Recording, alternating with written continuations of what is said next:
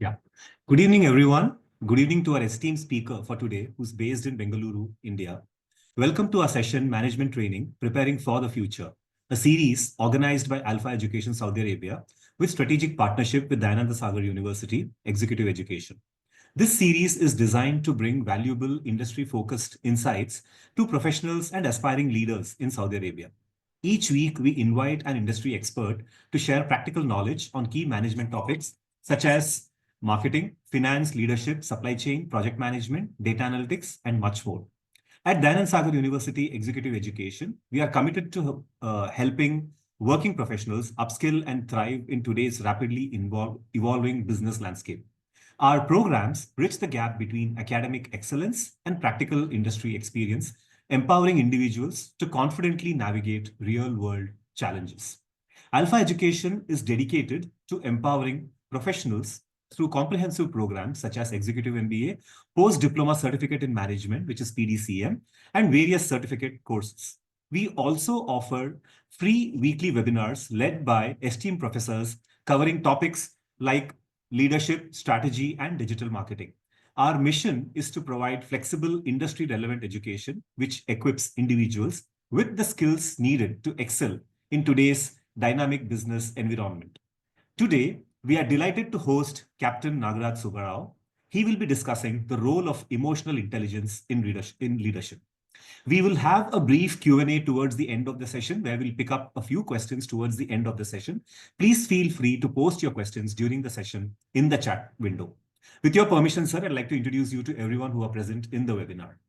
Captain Nagaraj Subbarao is a Dean, School of Commerce and Management Studies and Professor of Leadership and Strategy at Dayananda Sagar University, Bengaluru, as well as Dean, Strategy and Development at Dayananda Sagar University.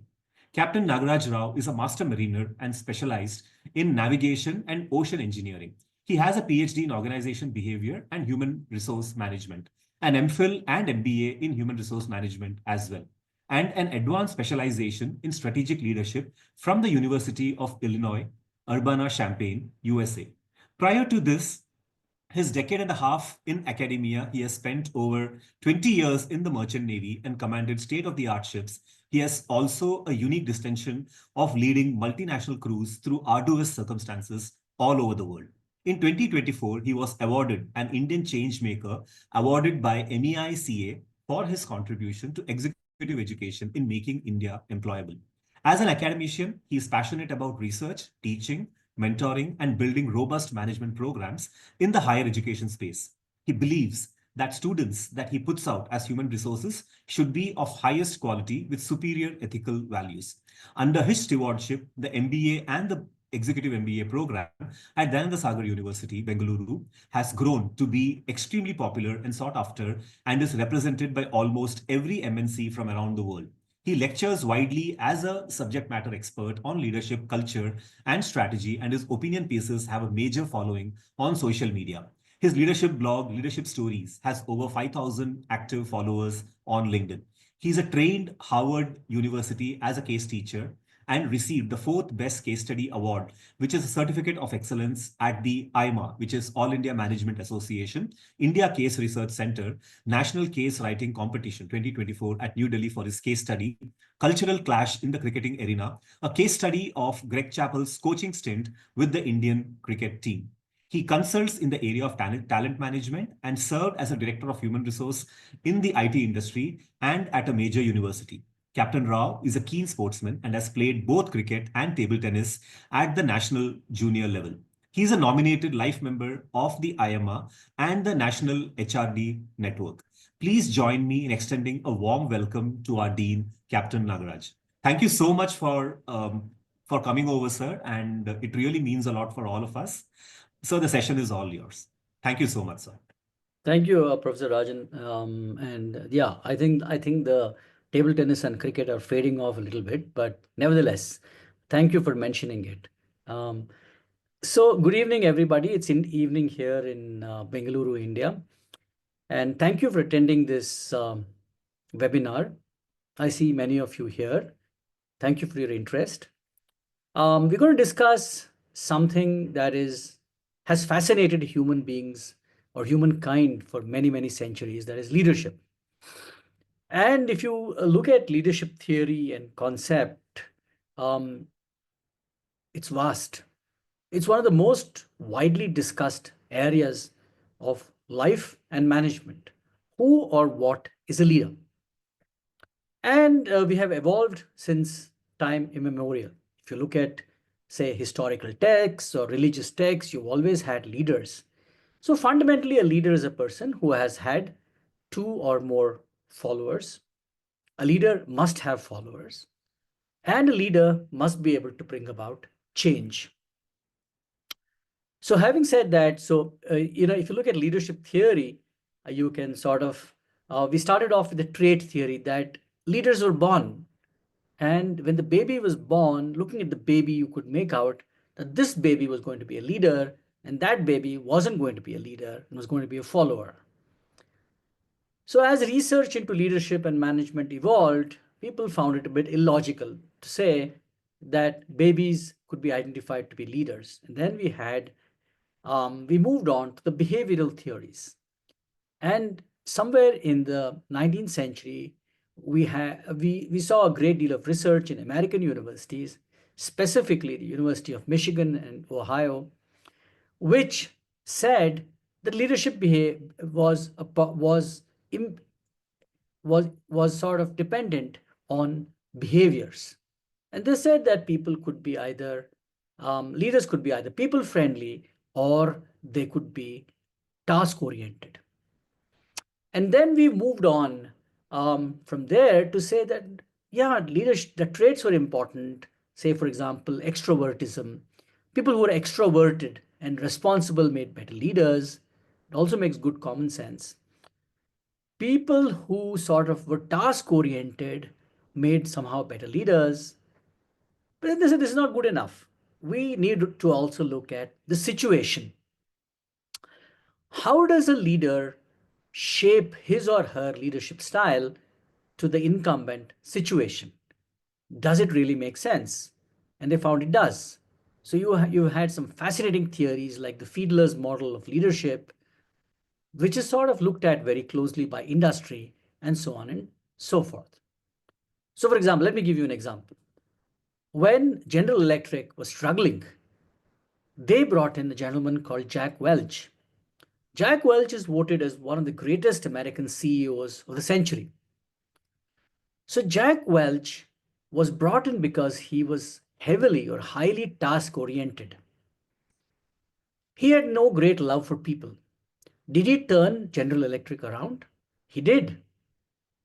But then, when GE found that they were back to normal, standing on their own 2 feet and doing well, they brought in Jeffrey Immelt. Immelt was the 6 foot 8 inch giant who had played rugby, but he was a very people friendly person. And he was nowhere like Jack Welch.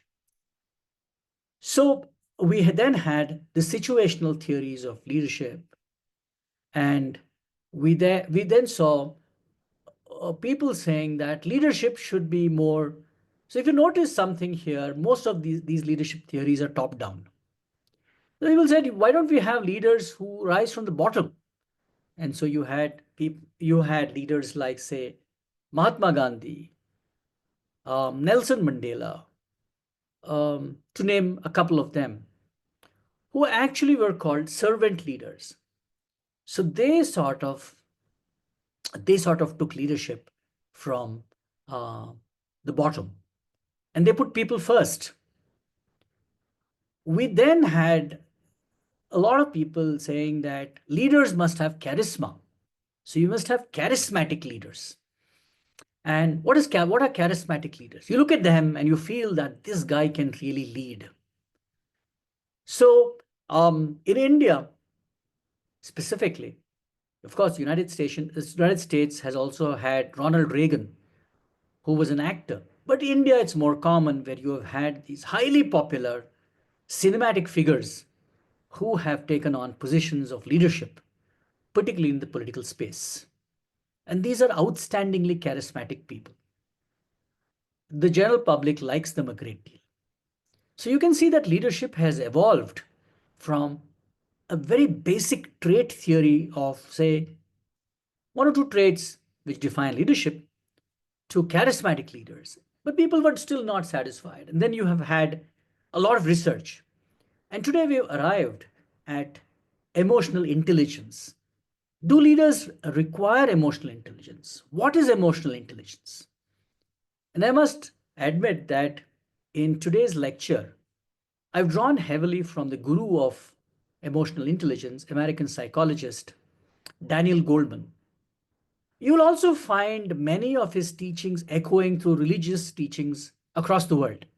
So don't be surprised if you think you've heard of some of them. And also, a person I interact with quite often, Dr. Richard Boyatzis from the Case Western Reserve University in the United States. So much of my presentation will be based on great conceptual, theoretical, and empirical research by these two gentlemen. And with that, I will sort of, get my PPT into place and quickly zip through what I have to say today.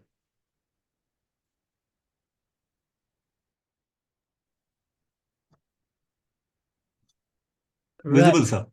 Thank you. Yeah. So what exactly is emotional intelligence? Why is it so important in the workplace? And what is the link between emotional quotient and leadership effectiveness? So something that shook us in the past, say, half a decade is the COVID pandemic. And leaders all across the world found that things that they had relied on in the past, like experience, theory, concepts, were not working anymore in the face of a rapidly changing environment. Nobody expected COVID. Nobody knew COVID. And when COVID hit us, many leaders fell flat. They had no idea what to do because old paradigms had stopped working. And they generally found that maybe you have to connect with people more. We all know that people are emotional beings. People have a great deal of emotions and moods. I won't go into that. That's a whole new whole area of research if we need to do that. But people carry emotions and they bring those emotions into the workplace and they exhibit them in the workplace. So Daniel Goleman and Richard Boyatzis and several other researchers from across the world now say that leaders need to understand the emotional well-being or the emotional tenets of the people they work with to be productive and to lead effectively, to paint a vision, to get people to follow a vision, to get people to accomplish goals and tasks and so on and so forth. And there has been found by research that there's a clear linkage between emotional intelligence and leadership effectiveness. But what is emotional quotient? Emotional quotient is like intelligence quotient. You can measure it. There are tests, there are psychometric tests that will measure your levels of intelligence, your personality traits, your behavioral traits and attitudes, and even how emotionally connected you are, not only with yourself, but with your coworkers and people around you, maybe your family, and so on and so forth. So, emotional quotient simply means that do you understand yourself, your emotional tenets, and the emotions of people around you? And are you able to leverage both for productive outcomes? That's a simple definition of what is emotional quotient or emotional intelligence. So you need to ask yourself three questions. Please, maybe you can note it down, maybe you can picture. But what are the differences between how you see yourself and how others see you? All of us have a mask. We have a picture of ourselves. But is that how other people see us? You may see yourself as very kind, very empathetic, very forthright, a clear communicator, a good narrator, and so on and so forth. But do other people see you the same way? How do you know? You can ask them for feedback, for honest feedback, without any retribution from you if you're a good leader. And say, please give me a please give me good and honest feedback because I want to improve myself. And I want to know what people around me think about me. What really matters to you? So this is a fundamental metaphysical question. How do you explain your existence? What matters to you really? When you look back over a lifetime spent in doing whatever you have spent doing, what does it mean? And what matters to you is something you have to sit back and reflect upon. And that is why when I teach executive education, we are probably India's largest executive education space where students come onto campus. And I see many unhappy people. One of the reasons being that something matters to them really, but they're doing something else. And it's a tragedy. So you need to sit back and introspect. What changes will you make to achieve your stated goals is another question that you need to ask. So these are three questions that you can take as homework and you can reflect upon them. So let's take an example, a real life example of Sean, a senior leader at a Fortune 100 corporation. You have a case study. So case studies, this is a very short case study. I put a short case study because of the constraints of time, but otherwise we could do a longer case study. And Sean was a person who was hyper vigilant. He was anxious. He micromanaged. He was worried about goals. He feared about being fired. So if you think about yourself carefully, does this reflect you? Can you place yourself in the shoes of Sean? So what did Sean do? Sean turned mindful. He sat back, reflected, tried to bring his anxiety levels down, underwent intense training in emotional intelligence, and adopted a more supportive and less anxious role as a leader. Maybe he also absorbed the fact that if he got fired, it's okay, he could have found something else to do. But he did not have been anxious at every moment in life and micromanaged his crew. And eventually he found that when he stopped micromanaging and was less anxious and less pushy and less angry, his people produced better work and he got better results. And that's what leaders are pushing for, better quality of work and better results from his followers. So it does work. Emotional intelligence does work. So Daniel Goleman, in his seminal work, after a great deal of research, said that there are five components of emotional intelligence that you should all sort of have. One is self awareness. How self aware are we of ourselves? What makes you operate at your best? What puts you under pressure? Why do you crack if you do? When do you crack? What kinds of people do you work best with? And so on and so forth. And this is an exercise that all of us need to do in understanding ourselves better because we are impacting so many people around us as leaders. The next point is self regulation. Can you regulate yourself? Can you hold back? The next time you're going to blow your top, can you hold back? Can you think it through? Can you be more supportive? Can you resist the urge of jumping into a problem and solving it for somebody else? Let other people solve problems so that they develop as leaders. Self-regulate. I'll take you through a slide, my next slide, which will explain it more clearly. What motivates you? And if I ask a lot of students, they would say money. Research has shown time and again, that money does not motivate people the way we think it does. Yes, it does up to an extent, but not beyond. And motivation is mostly about intrinsic motivation. Just think about this. Your mother turned up every single day through your life to cook you a meal, to feed you, to send you to school, to make sure you did your homework, and so on. For what? Did she get paid?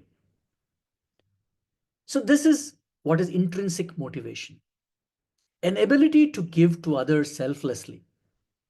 And research has shown that most people who have high levels of intrinsic motivation as a driver seem to be happier and more productive. And I want to repeat, if you look at Herzberg's two factor theory, Herzberg has shown fairly conclusively that um, it's not money. And then empathy. Do you empathize with other people? Can you feel other people's pain as a leader? And herein comes servant leadership. And just to give you a quick understanding of what I'm talking about, let me take an example of Gandhi. Gandhi, when he came back from South Africa, was the quintessential Britisher. He had studied in England, he dressed like an Englishman, but he quickly realized that India was a very poor country. And so he shed his suit, bow tie, bowler hat, walking stick, shoes, and adopted a loincloth principally. He empathized with the poor Indian and his followership grew. So, empathy, where you look at your followers and understand their pain, is of critical importance. And finally, social skills. Do you have the social skills? Can you monitor your behavior? Are you well behaved in a public place with your colleagues and friends? Do you blow it in a meeting? Or can you hold your horses and sort of, appear um, and genuinely that you care about their opinion and you're able to bring them into a discussion in a more participative style? So these are fascinating, and you should sort of think about all of these five tenets. And let's look at what Harvard Business Review has got to say. So, why is self awareness so important? It's talking about emotional self awareness. Like I told you, what are your trigger points? What makes you get onto a high and be more productive? What pushes you down and gets you to a low is something you can answer best. Self management is emotional self control. You don't have emotional outbursts, tantrums, hysteria, psychopathic behavior, and so on and so forth, which are a definite no no in the workplace.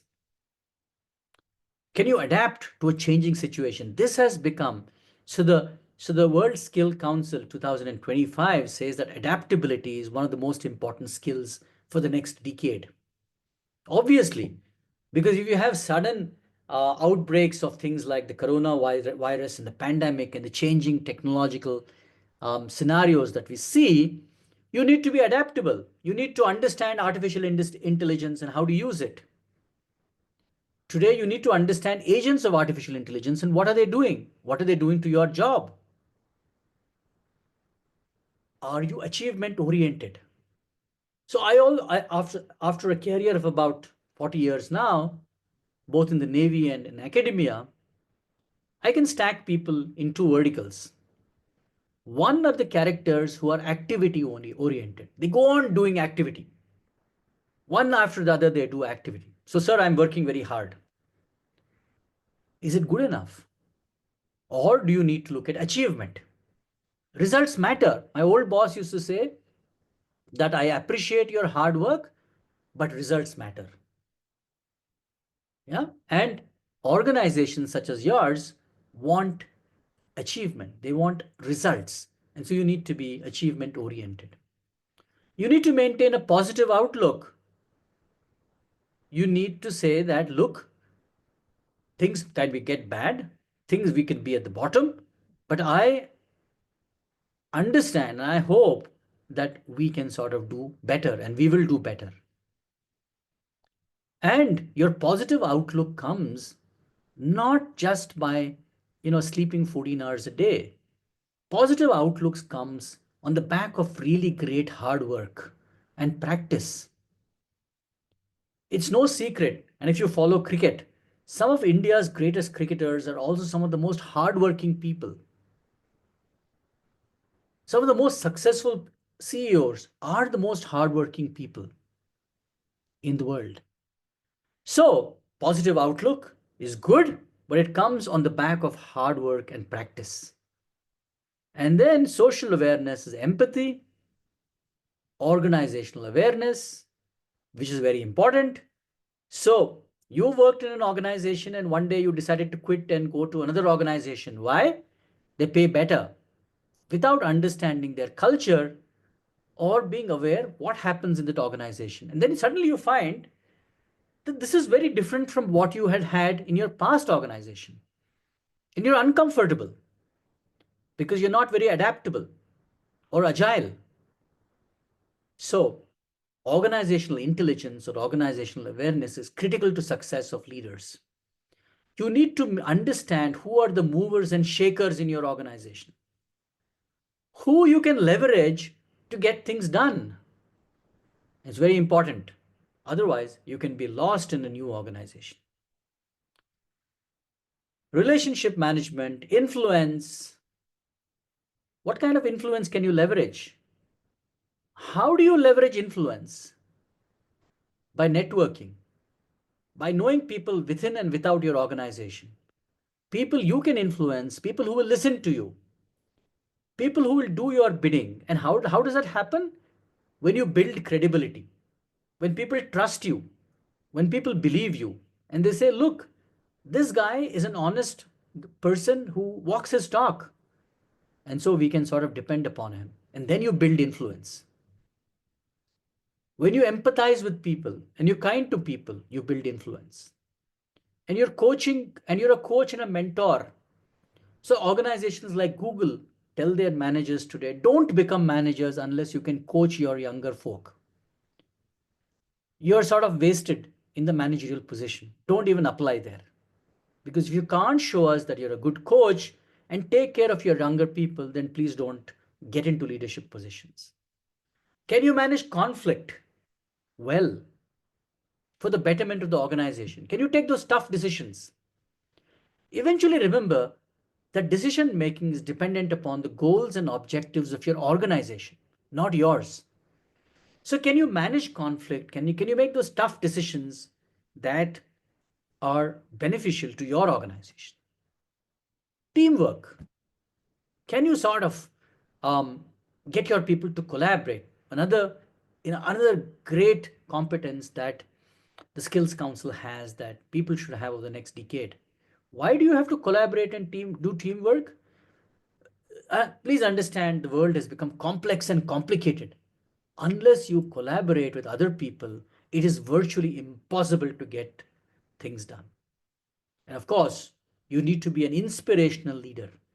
How do you be an inspirational leader? That is, you have a vision. Look at all great um, leaders. You look at the the current ruler of Dubai, a brilliant leader with a great vision of turning Dubai into a financial and tourist hub, bringing prosperity to his people, bringing prosperity to the region. I worked on some of the greatest projects of Dubai, the world, the Palm Islands, when I was in the Netherlands. And I can tell you that this gentleman is a great visionary. You can see it in Saudi Arabia today, where um, the present monarch, is painting a vision for his country, for his people, for his region. So you need inspirational leadership. You need people who can paint a vision to take their country forward. So why does emotional intelligence matter? I'm repeating myself a little bit because it builds trust and transparency, it builds credibility, encourages collaboration, helps in conflict resolution, inspires and motivates teams, and facilitates change and resilience. When you hear of leaders failing, what does it mean? Generally, when leaders fail, they fail in change management. Leaders are brought in to change the current paradigm, the incumbent situation. And they're not able to do that, they fail. And here comes another term, resilience, which is again, along with collaboration and adaptability, listed as one of the most important competencies of the next decade. Resilience. How tough are you? Can you absorb shocks? Can you bounce back? Can you say, okay, I failed today, but I'm sort of going to come back? And that's something I learned on the cricket field. I can't tell you the number of times I got out for a zero, but I always rationalize there's a tomorrow. When I go back to bat tomorrow, it's a fresh day in a new game with hopefully a new bat against new bowlers, and I will score runs. So the resilience, the ability to be tough, the ability to say that I am going to be come back and I'm going to succeed is a critically important competence, which emotional intelligence gives you. So if you look, so there is always this comparison between intelligence and EQ, and I'll let you read this, but think about how many of your class toppers, people who had brilliant education, people who went to the most outstanding places in the world for education, but then have faded away, have failed. Were their IQ high? Absolutely. These were outstandingly intelligent people. Is that good enough? No, it's not. Because you need to have an emotional outreach or EQ or a high emotional quotient with. So I was asking somebody, one of India's favorite presidents, Abdul Kalam, remembered still today as a visionary, the rocket man. So nobody remembers him really for his engineering skills. I can assure you that much. They remember him because of he was a great team player. He was a great Indian. He reached out to his team at DRDO and ISRO and so on and so forth, and in sort of taking forward the Indian space initiative and building Indian rockets, which today are a huge success. Everybody knows. So EQ eventually, as you rise in an organization, EQ eventually trumps IQ. EQ is eventually more important than, say, intelligence quotient. I am not diminishing intelligence quotient. You need intelligence.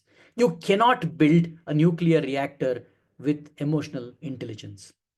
You need the IQ. You need something up there. You need those high technological skills, high skills. Is it good enough by itself? Answer is definitely no. You need the EQ. Two. So self-awareness in leadership is understand your strengths and weaknesses, recognize emotional triggers. What gets you actually, upset, angry, or what gets you motivated? What gets you sort of um, say that I'm going to sort of make this happen, succeed? So how do you know? And like I said earlier, you can do a 360-degree feedback. You can ask your colleagues, friends, relatives, family to give you an honest feedback. The important word here is honest. They shouldn't be saying things that you find good or you find you want them to say. They should give you a honest feedback. So self-regulation is control impulses and reactions. It's called monitoring your behavior. Yeah. You don't behave in an erratic manner in public settings. You don't believe what your boss is saying is true, but it's not an occasion to sort of enter into a discussion or argument with him in public. It doesn't make sense. You could do it privately. Stay calm under pressure. Managing a crisis without panic. Very important for leaders. Can you sort of stay calm, be situationally aware, look at the entire situation in sort of in a holistic manner. I don't like this word holistic, but then I use it. And then you come to a decision, which is one of the most important tasks of a manager.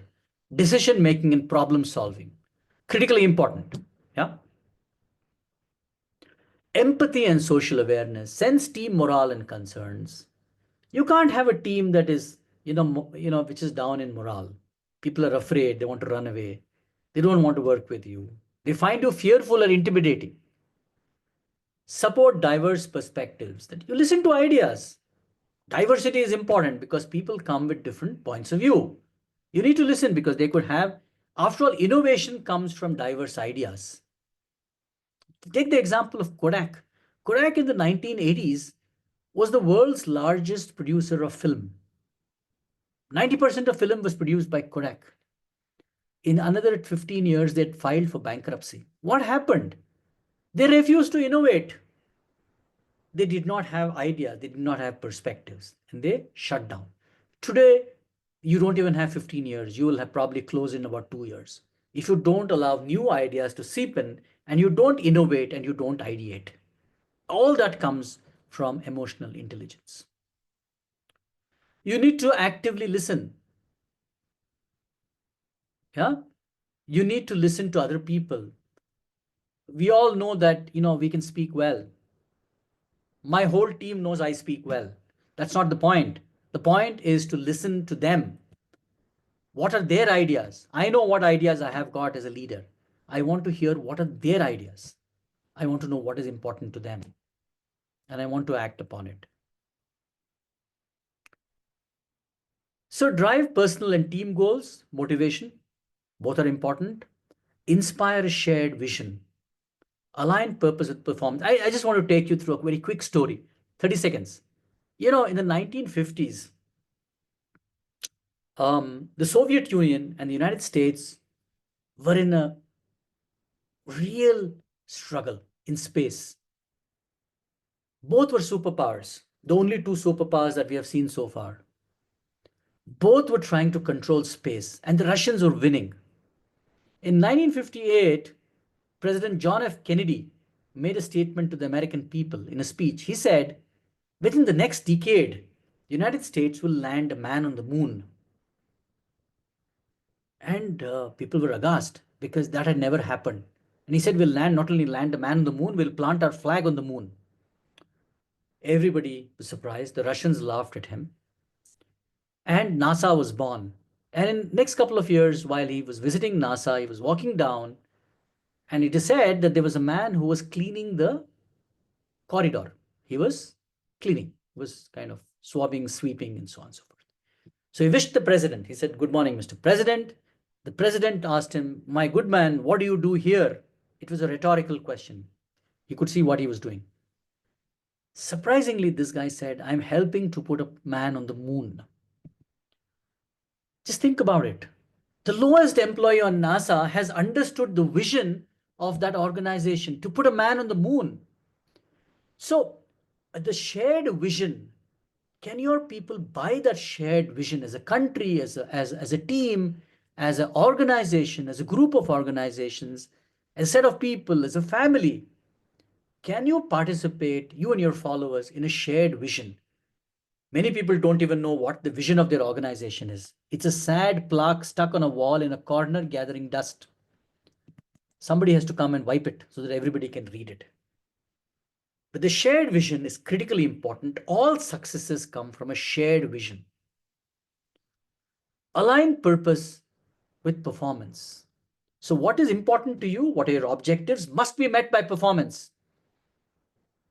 I can't say that, I will be a great table tennis player at Dayanand Sagar University. Who cares if I'm a table tennis player? They are asking me to do better research, publish more papers, have improved placements, better quality students, better quality teachers. Those are my purpose. Those are reflective in my purpose, not how good a player of cricket or table tennis I am. So many people are confused. It's not about you. It's about what your organization wants. So social skills, of course, effective communication. Can you reach out to other people? Can you listen actively? Conflict management, I talked about it. Coaching and mentoring, critically important today. Leading cross-functional teams. So, as dean, I have a lot of professors who actually know a lot more about many things than me. How do you lead them effectively? How do you lead people of whose work you have no idea? And I was telling them, on a ship, say I had a hole, an accident happened, and I had a damage underwater. At that particular point in time, the underwater welder was the most important man. I might be captain, but he was the most important person at that point in time, because that was critically important for my ship or my organization. So can you do that? Can you get off your high horse, get off your your your your position that I am the boss, I am the leader, and then get down and then say, look, I understand, but at this point in time, you are the most important guy. You have my full support, and I am depending upon how good your outcome is. And I think that's very important. So, quickly, leadership styles. Daniel Goleman said that, I'm sorry, this is a little crowded. The visionary style that inspires and moves people towards a common goal relies on empathy and self confidence. The coaching style develops people for the future, relies on empathy, self awareness, and self regulation. So, you can see how leadership styles have been tied to the traits of emotional intelligence. Affiliative creates harmony and builds relationships, relies heavily on empathy and social skills. Democratic values input from team members and builds consensus. Empathy, listening skills, and collaborating. Pace setting sets high standards and expects excellence. Can be effective with highly motivated teams. When you have intelligent, highly motivated people, do this. Set the bar high and give them support and push them hard, and they will achieve areas of excellence. You can't do this if your followers are not great. If they're still struggling in terms of competence and so on. But if they are, very competent, don't micromanage. Set the bar high and ask them to go for it. And commanding, that is, demands immediate compliance, can be useful in a crisis. Say my ship is on fire. Do I use a coaching style or a democratic style? No. I'm the captain. I take charge immediately and say, go and do this, that, and the other. Does this work in normal organizations? Not always. Because today, in a complex world, and like I was saying, you don't know everything and you have to depend and collaborate with people.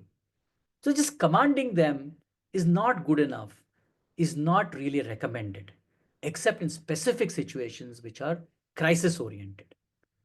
In a crisis, you will find good leaders standing up and saying that, look, I'm in charge here, I'm in command, and I'm going to solve this problem. And I'm going to solve this problem with you. And but please understand, don't use it indiscriminately. It will backfire. So a good example is Satya Nadella. He took over from Bill Gates and his successor, Bill Allen, and shifted Microsoft's culture, prioritized empathy and collaboration, boosted innovation and engagement, right? And these are critically important things that he brought in. And today, Microsoft is probably, along with Apple and Google, one of the largest corporations in the world. Um, just to give you an example, just to give you, wake you up to the fact, all these organizations are located in California. It's not surprising that the third largest economy in the world is California. It's United States may be the largest economy. California is the third largest economy in the world. Can you think about it? One state. Why? Because of organizations like this. Amazing, isn't it? It's larger than many countries in the world. These companies are larger than many countries in the world. So developing so you can actually have a competency matrix. There are tests. You can actually check them out. You can check out how emotionally quotient, emotionally intelligent you are, and what is your scale of emotional quotient. You need to talk about self-awareness, self-control, adaptability, achievement, positive outlook, all things we've talked about. Empathy, organizational awareness, coaching and mentoring, inspirational leadership, influence, conflict management, teamwork. You can test yourself. And if your scores are high, good luck. You are on the fast track to success in your organization. If it's not, don't lose hope, because you can build on it. It's scientific. You can work on it. You can change things, and hopefully you and your team will achieve, and your organization will achieve great success. And with that, I will sort of take some questions. I will request Professor Rajan to sort of take it through. Rajan, will you do that? Yes, sir. Yeah, yeah. So thank you so much, sir. So there is one question from Mr. Mohammed Mustafa. He says, is there any scale or metrics to understand one's EQ? Yeah, yeah. So there are several of them. You can actually, most of them are unfortunately not in the free domain. I can sort of, if you can, if Mr. Mustafa, is it? What's his name? Mohammed Mustafa, yeah. Yeah, yeah, yeah. So if he writes to you, I can share some links with him, and then he can sort of check them out. Sure, Uh, sir. it's good for everybody who is looking for success in an organization to sort of understand their EQ and what it's doing to them. And I'm sure it'll work well. Yeah. Thank you, sir. So I don't think there's any other question, but I have a question and of course, it's an open forum. People can unmute themselves. Sir, how can leaders effectively balance empathy with decision making, especially, during high stress or high stakes situations? Yeah, so that's the problem, Professor Rajan. Thank you for that question. And in fact, it was on the last slide, which I sort of, in the interest of time, I left out. Sometimes we overvalue these things. Hmm. Um, you know, sometimes you have to just let go emotional intelligence and um, go for the outcome. It doesn't work everywhere in very difficult situations. Yeah. Sometimes you must say the outcome is more important to me, and I will do whatever it takes. There is this, classic scene, and I don't know. I've got one of my past students here, Shweta, who I taught many many years back, and so Hello, this, sir. Yes, yeah, yeah. nice So to be on this webinar, sir. After many years, it's yeah, brought back a lot of memories. Thank you. right, right. So this is from a real life incidence of um, on the far side of the world, there is this. It's the 18th century. There's this British ship chasing this French ship chasing a small British ship, and a small cadet. I can relate because I was in similar situations. A small cadet, a young boy, falls overboard. The captain has to decide: is he going to save this young boy and waste time and allow that friendship to close in? Or is he going to just let go this boy and save his ship and men? There are about 1,000 men on board that ship. He doesn't even think for a second. He just lets that boy go. The boy dies, and he carries on because his rationale is, as captain, I have to save my ship, I have to save my people. And I can't, yeah, greater good. That is right. The greater good is more important. So sometimes you have to be a little careful where you use emotional intelligence, emotional quotient, and you can't sort of bring it in into every situation. And that is what I think finally will define who a good leader is. When you're able to make those decisions on the run, and then they kick in, and then you get success. So there is no doubt that good leaders in normal situations should have high levels of emotional intelligence. You have to be sometimes careful how and where you use them. Thank you, sir. Uh, sir, there is Mr. Mohammed Ryan. He asks, how can leaders balance and maintain strong authorities with their teams? So, Mohammed, with all due respect, I think the days of command control are sort of fading away. Hierarchy, except say in the military, and so even in the military, it's easing off. So today, like I said, because of the complexity of work and the high levels of change and technology and other things that are coming in, I would advocate a more collaborative approach. Command and control may not work always. People will resent you because you can actually learn from a great deal from your subordinates as a leader, as a person in authority. You can tell them, look, I really don't know. So couple of years back, we had a little bit of a serious situation because um, um, our research output for the university and the school was not great. And my boss told me, Captain, I want your research output to improve. And I'm holding you responsible. Go and make it happen. And so I called all my faculty, some 30 people, 35 people, and then we sat around, and then we also called my adjunct professors, another 30, 40 people. So about 70 of us sat down, brainstormed, and I told them, listen, I can't write for you.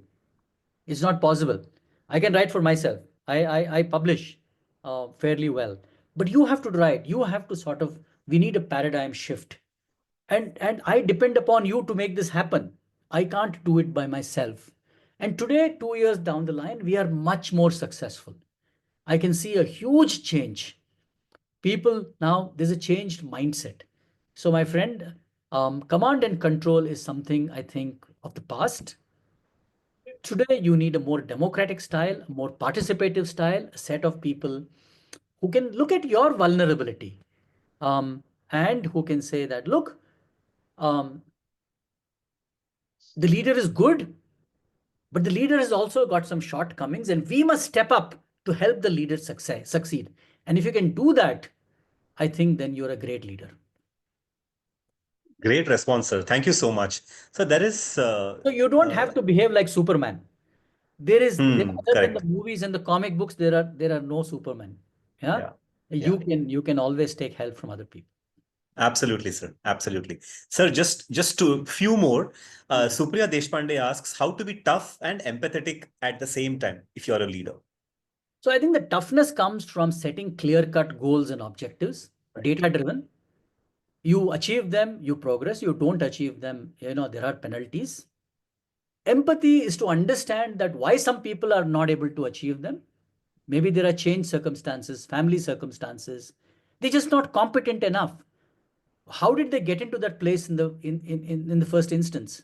Why did you select them into your team if they were not competent? So there is something wrong that you have done as well.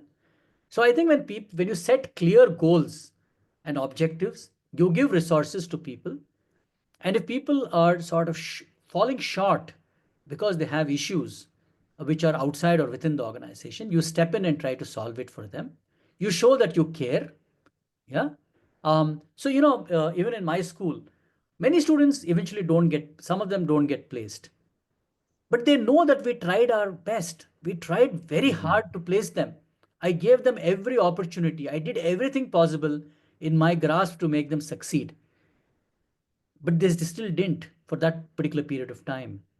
So they have no ill will towards us. So you can do both, Supriya. You can be tough and you can be empathetic. And that's what defines a great leader. Thank you, sir. Lovely response. So there is one Dr. Sendil Kumar. So he has a question. So asks, to what extent does emotional intelligence impact one's decision-making efficacy and conflict resolution strategies among professionals in high-stress organizational settings? I think, I think it's a very long question, but I think, emotional intelligence does impact how we sort of conflict resolve and how we make decisions. And the basic ability of understanding that don't play zero-sum games. By zero-sum games, I mean that I win, you lose. It doesn't work eventually. It might work if you are the stronger party for the moment, but it will come back to haunt you later. You look at the First World War, the Second World War, all these were outcomes of people playing these kind of games, saying that I succeed, you fail, or I will take everything, you get nothing. So emotional intelligence teaches us to be empathetic, compassionate, and to be collaborative, and to make sure that when people walk away from a table, they feel they've got something. They feel that they've got a reasonably good deal, so that they can live with that good deal. But if you humiliate people in high stress organizations and in places where objectives are critically more important than anything else, there is a lot of bitterness that is built, and they will sort of remember that. So let me tell you that there's an organization in which manufactures heavy earth moving machinery, corporate office in Bengaluru. They got into a tough time, high stress, because nobody was buying their tractors and so on for a while. So they were building inventory. There was a lot of brainstorming. Eventually, they said that, okay, we work 6 days a week. This was many years back. We will work only 3 days a week. We will pay you for 3 days a week. But you can come to the office. We will not let go a single person. You can come to the office for 6 days a week. For the other 3 days, we will arrange training programs, competency building programs, capability building programs for you. When the situation gets better, we'll go back to paying you for 6 days a week. It worked brilliantly. No bitterness. People held on to their jobs. They got reasonable money. There was no sort of ill will. There was no stress. So there was a win-win for both the organization as well as the little person in the organization. And I think that is how you should look at how to lead or manage in an organization. Using ready and tough measures may sound heroic, may sound good, but eventually I think they're going to fail. Right, sir. Absolutely, absolutely right, sir. Sir, with that, I think we will end the session. I think no more questions as such. It's a fantastic session. I will just do a quick vote of thanks. So thank you so much, Captain, for that insightful and engaging session. Your expertise in the areas of leadership was outstanding, and the examples, specifically on legends like Jack Welch, Jeffrey Immelt, Mahatma Gandhi, Nelson Mandela, and many other incredible points that you discussed today on emotional intelligence, domains, and the competencies, and the various stories from the world leaders in the session provided immense value to everyone who are present here today. And a huge thanks to all the participants for taking time to join us. We really hope you found today's session helpful and inspiring. Please keep an eye out for our upcoming sessions every Wednesday, same time, 5 o'clock Saudi time and 7:30 India time, where we'll continue to explore more critical management topics and trends. Please ensure that you have filled in your forms to get your participation certificate. We'll be back again on 7th May with yet another incredible guest and an important topic. So until then, good evening and good night, and have a great weekend, everyone. Sir, thank you very much. I would request all the participants to stay back so that we discuss our executive MBA program for a brief 5 to 10 minutes. I promise you it will not take more than that. Thank you, sir. Thanks. And so I'll leave, and thank you everybody Yes, sir. for attending this program. Actually, every time I visit New York, I go off Manhattan, and I don't know if you've been to New York, but there is this great place where there's this wonderful pilot who landed his plane, and perfect example of emotional intelligence and how he sort of managed a situation of a plane without engines flying over New York and with 180 passengers, 70 passengers, and how he landed his plane is a perfect example. Maybe some other day we'll meet again, and I'll take you through another session of emotional intelligence and why it is so critically important to all of you. Thank you, and you have a wonderful evening, and bye-bye. Thank you, sir. I request everybody to just stay back for a